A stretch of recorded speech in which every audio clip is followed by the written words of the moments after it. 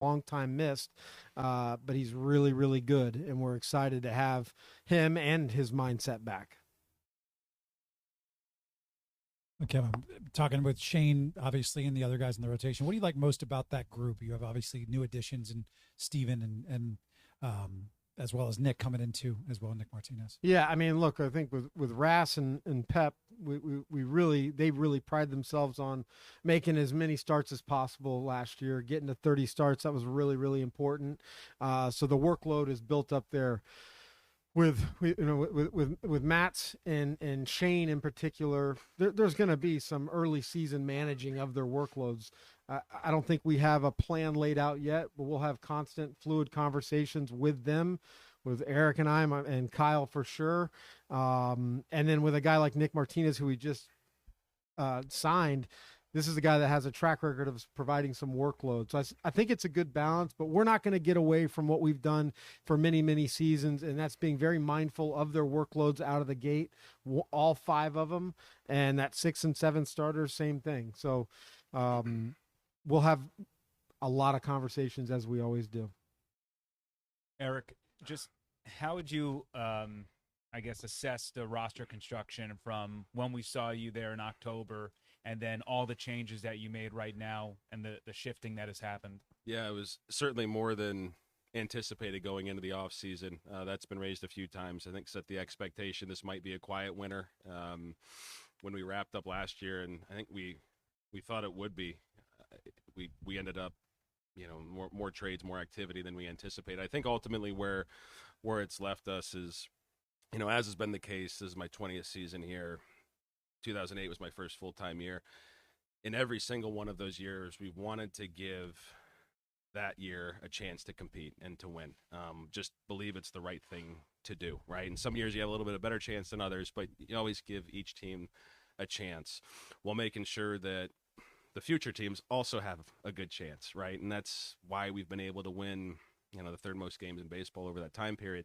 When I look at the totality of this offseason, I think Nick Martinez, Lux, Fraley, Mullins, Matz, we've brought in some veteran guys and some guys to fill some spaces that have emphasized this season. But we've also added a lot of talent that has a chance to impact this team this year. Jacob Melton, Ben Williamson, but for many years beyond. And that's important to us. So I do believe it's a different look. I think the ultimate composition of this team, it's always health depending, but I think we got a chance for a good rotation. I think the underlying information in the pen last year was much stronger than the results, certainly in highest leverage. And offensively, you got three offensive studs, in Cammy, Jonathan, and Yandy, with dynamic athletes and really good defense behind them. And, that's been a recipe when our teams haven't been given a lot of optimism out of the gates. That's usually the recipe that tends to surprise, and we're going to do everything we can to support this group to make that happen. And then one more question, just Eric, from your construction, how much does Tropicana Field play into that? And then Kevin, is there going to be a little bit of an adjustment period getting back inside Tropicana Field and getting used to all the sight lines and everything that comes along with it? It's big. I think, look, last year's group, nobody made excuses. We stressed the importance of kind of the competitive makeup of the group last year going into a rental property, and playing in a different environment, that our team was not constructed to be optimized, for lack of a better term, for that part. No excuses, right? We felt pretty good about it through June, and then things went in a different direction. I just think last year, it was as good an accommodation as you could have. We understand the reasons we were there, and there's things a lot more important than baseball. Having said that, purely from a baseball standpoint, home is home. And I think not just the roster construction to be built for a certain building, but just home being home is a bigger deal than maybe we had appreciated or thought of prior to doing it a year somewhere else. So I think we're looking forward to being back. I sure as heck hope the adjustment back isn't as challenging as Steinbrenner was when we lost 11 of 12 or whatever it was there early. I don't think it will be. And yeah, a lot of time was spent talking about what was wrong with the Trop when we were there, and then we left, and a lot more is spent on what's right with the Trop as we go back. I agree with Eric. I don't think there will be a ton of adjustment. I think there's going to be a lot of excitement. I mean, Certainly, our ownership group has worked really hard to get it up and running. The city, the county, so many people have played a role. I mean, they're busting it to get everything done, and I mean, there's a lot of new that's going to be in there. So I think our players are going to walk in there and be very excited. I know I certainly will. Our staff will, and like Eric said, appreciate Steinbrenner Field. That was about as good as we could have asked for. But we like being at this home, here in a couple weeks. Over here, Michael Epsa with Bay News 9. Kevin, how do you feel about the strengths of your lineup offensively, and maybe what are some things that you think you're going to have to work on? Well, Eric just alluded to the three with Johnny, Cammy, and Yandy. I mean, Yandy's a proven commodity. Cammy and Johnny had tremendous seasons. Johnny had a tremendous season, even though he missed 6-7 weeks. So they're going to be hungry to go do it again. And then, whether it's Cedric Mullins, Gavin Lux, Jake Fraley, Chandler Simpson, who ignited our fan base at a pretty high level, to complement that core, there's a lot to be excited about. We got to get on the field and do it, but feel good with the guys that we have in and the excitement. It's refreshed energy coming in. You miss the guys that are not going to be here, but there's a lot of new faces, a lot of new handshakes, a lot of new relationships to build, and I think everybody's pretty excited by that. Kevin, what is the message or goes through your mind when you walk in and see as many position players as you've seen this year come in? I know some is for the World Baseball Classic, some guys coming off injury, but it almost seems like these guys are hungry to kind of get rid of what happened last year and get in here and get to work. You got a combination of new players that want to get to know their teammates real quick, and they're going to maybe get here a week earlier, whatever it is. And then you got a combination of guys that experienced what we went through last year and probably aren't very happy about it. They were incredibly accountable of not performing, none of us, myself included, not performing to the way that we wanted or the way we were capable of. And I think there's a lot of motivation to turn that around. Why not get in here a little bit earlier? Kevin, Zach Oliveri, Wink News here in Fort Myers. First off, what you guys have been through a lot with, going to the Trop and then not being here the last few years. What's it like for you all to be in Charlotte County and this year especially to that this is your home and you're going to your new home coming up here in a couple months? Yeah, it feels like a sense of normalcy a little bit to have the combination of both. I don't recall the last year that we've had that. So hopefully everything continues to work out. I know we're trending in the right direction. We're going to enjoy our time here in Charlotte County, get on the road for 9 games, give a little bit more time for the Trop, and then welcome the Cubs to come in for opening day. I think a lot of people will be excited. What's special about this atmosphere every year for you all? We got a great fan base that come out and support us. I think, you can't beat the weather today. We got out here early in the morning, and it was like, is the fog going to ever go away? And 5 minutes later, it's the most beautiful day of the year. And lastly, on Shane, what was kind of your message to him as he was going through the challenges that he went through on and off the field the last 2 years? Hurry up.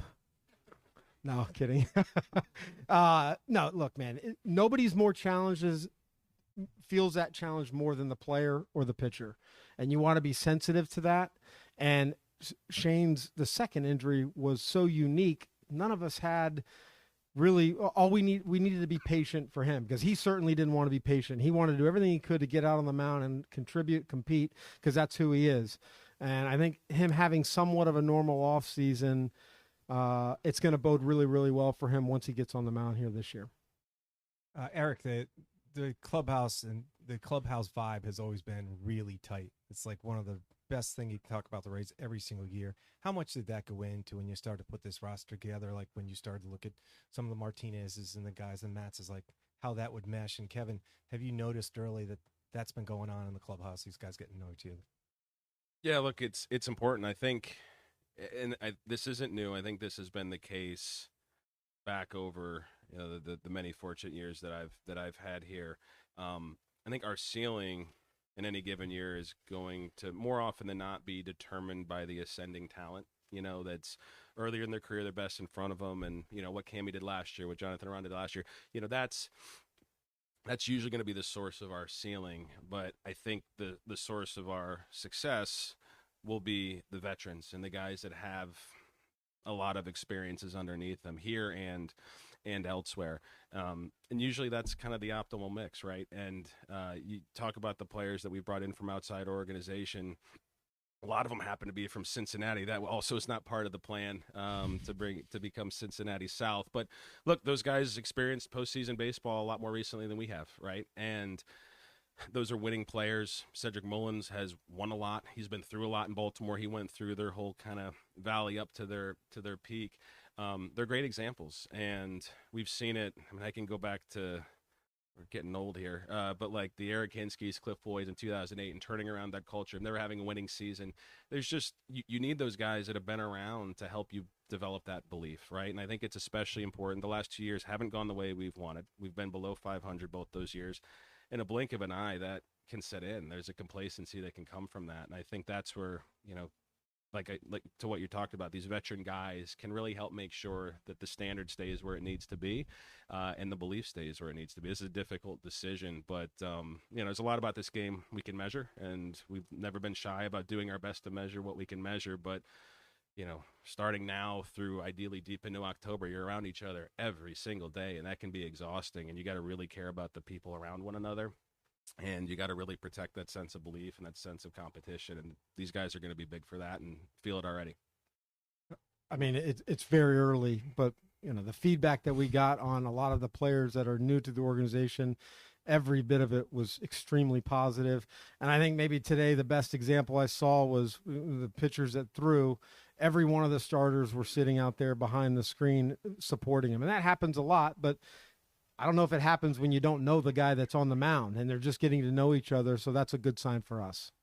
Eric, going back to your comments on the roster construction and the excitement that's been generated, the reality is that the American League East is probably the toughest division in baseball. Take a look at Toronto in the World Series. Baltimore's improved. Boston, New York has his mentality. How do you begin to gain separation from these teams and to accentuate the kinds of things you're talking about? Yeah, look, it's that's the AL East, right? That's not new this season. I think, if I'm not mistaken, a few years back, I think last year we won the division. Maybe there's 490 plus winners, in this division. It's just the way it is. In many respects, kind of surviving and thriving in this division over 162 could be a greater accomplishment than ultimately what happens in the postseason. It's really, really difficult to make the postseason in this division, let alone finish on top. I think for our team,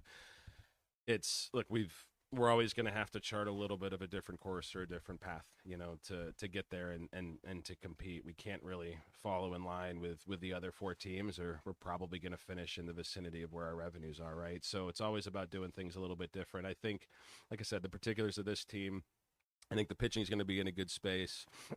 We got some really good offensive performers that are supported by a lot of athletic run, defend type profiles.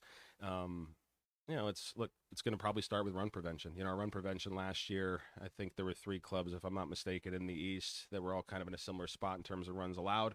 We were one of them. Going back in Tropicana Field, I think our defense, will be a little bit tighter with this group as it is. And offensively, we're going to be counting on those 3 big guys, but it's probably going to be more grinding at bats, getting on base, playing foot speed games, and winning tight ball games. So we didn't do a very good job of finding the insurance runs last year, and when those games stayed tight, we didn't do a good job of holding them. I think we're going to find some ways to do that better this year. And look, it's just day by day. There's no button to push to go compete. We just got to make each day count, get the most out of it, and try to get the ball to bounce our way a little bit more than it did last year. Do you anticipate small ball being a style? I think you're always – look, Cashy runs the club. I think there's no – the pendulum, there's not a philosophy swinging one way or the other. We're just trying to outscore opponents as many games as possible. I think – times last year when things were rolling and you had the Mangums and the Chandlers just, moving the ball all over the place. It's a lot of fun when you find space, playing that kind of baseball. I think this is one that there's a little bit more of a mix to the group, but, we'll see. I mean, it's probably we're going to have to do a really good job in tight games and take care of the baseball. And I think if we do that while being home, good things will happen. What exactly it looks like, probably a little lean towards the run prevention side, and that's okay. We just got to score more than the other team. We've talked about him a couple of times here. Junior coming off such a special season. What have you heard about his off-season work, and what do you think is next for him? I'm going to get him to play small ball.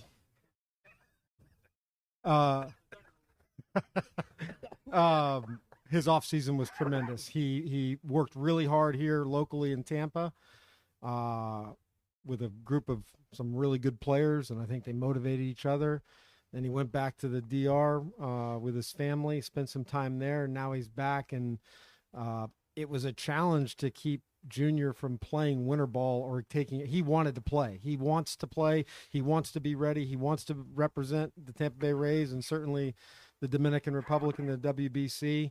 But very pleased with how his body looks, how he's moving around, taking ground balls today at third, and he probably got more at bats than anybody in live. Two other guys I'm going to lump together here, Carson Williams and Jacob Melton. What do you see as maybe their opportunity coming into camp after a little bit of big league time last year? Yeah, I mean, I've not seen Jacob Melton at all, other than I've heard all of our staff rave about how hard he hits the ball. And I mean, in the cage, when you're knocking balls in the 110, 111, there's not a ton of people that do that in a batting cage. And I think right now we would all say that his defense and run ability is maybe his strongest part of his game. So excited to get him on the field and see what Carson, experienced last year might have been the best thing for him. I think it's best for both those guys. Come into camp, be yourselves, compete, and let's see where spring unfolds over the next couple weeks. Eric, everybody's been waiting for Cedric Mullins to duplicate that season he had in 2021. Has he been judged too harshly over the last few years in terms of what he's actually done as opposed to compared to that other season? Yeah, I mean, that's a pretty high bar, this season that he had in 21, I think. And what we've said to Cedric is you look at 23, 24, and 25 in Baltimore. Let's throw the Mets part aside. And he'd do the same. He's kind of battling through some stuff. But, that version of Cedric Mullins is more than enough, right, for us. Take some of the pressure off, stop trying. Don't worry about. Don't stop. I don't want to get in his head, but don't worry about being the 21 version. We will happily take and appreciate that 23, 24, 25 Baltimore version. It hits 15. That's dependable in center field. Plays it as clean as anybody. And is that kind of presence in the lineup and that kind of teammate. That's more than enough for us, I think, to make this thing go. And I think part of helping guys find success is just managing expectations. There's a lot of stress that comes with playing this game, and making sure they understand what we're asking of them is something that's achievable, and maybe they can do a little more is usually the best way to go to get the most out of them. Are there any injuries other than Manuel Rodriguez? Are there any injuries that popped up as you're entering camp that we should know about with any of the players? Not as of right now. No hammates. No hammates. Mike, that's unfortunate. That's a little odd how that all came about, but no, not right now. That's good. And then also, Kevin, do you realize or do you notice that Junior has taken on a bit of a leadership role? Do you kind of see that maturation process with him? I think looking back at last year, I don't think Junior could have done any better of being a young leader, and he didn't force it. He was a leader because of the work, the intensity that he put into his work every day leading up to a game, how much he cared and how much he supported his teammates. You don't have to be the guy that tells somebody what to do. You can kind of develop into that a little bit, but I like the pace that Junior's at. There's no doubt we want him to be a big part of our club, our future, our leadership, taking young guys under the wing. One thing's pretty cool. We have some minor league players here, and watching him interact with some of those young players that they might be close to him in age, and how they look at him and how he treats them is pretty special. It says a lot about Junior Caminero. And also for either one of you, just bringing Kevin in to work with the outfielders and what obviously his impact has been with the organization, but how he can help, your group out there, especially with a guy like Chandler or Justin. Yeah, I mean, look, we went back and forth with KK. This is on year 2 of when he decided to retire, contemplating trying to get him out here, and it worked out in our favor. I mean, I think every outfielder, they're going to listen to what he has to say. He went about it at the highest level. He's still today the best center fielder I've ever seen play, and I got to do it on a nightly basis. So he's here to work with certainly Chandler, just to provide a couple bits. I think he said a couple nuggets. If I can provide 50 and he can receive 2 of them, then we're better off for it. He's going to be here, I believe, tomorrow, which is Friday, and then kind of we'll reassess. But appreciate his efforts. KK is just like he was as a player. He's throwing a ball against the wall at 6 a.m. Nobody's even here yet. But I did ask Joe Benj before I got down here. I said, how does everybody look? How do the bodies look? And this and that. And he goes, well, I can tell you, nobody looks better than KK.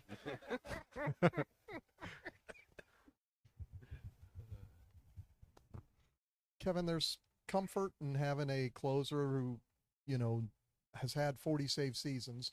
You don't have that, but you do have 4 or 5 guys that you're probably comfortable pitching the 9th inning. Could you just talk about how that works for a manager, not knowing which guy is going to throw the 9th inning on any given day? Yeah, I feel like we've had success doing it both ways. We were very fortunate to have a guy like Pete Fairbanks that really manned that 9th inning very well. And he had a lot of success here, got huge outs for us. But I do think with this group that we have right now that it's, our righties are pretty neutral. Like to think that they can handle left-handed pitching well. Then you got our left-handed hitters well. And then you got Clev that is just dominant against lefties and righties for that matter. To have that versatility and, be fluid game to game might do us well. We'll see how it unfolds. But I agree. We've got a bunch of candidates. I mean, you said us pitching the back end of games. Clev's done it. Griffin Jacks has done it. Brian Baker's done it. They've all done it. And what we saw the years ago when we did it, they really supported each other. It was a pretty selfishness group that went about it. And I think there was some excitement. All right, how are we going to get these next 9 outs of this ball game tonight?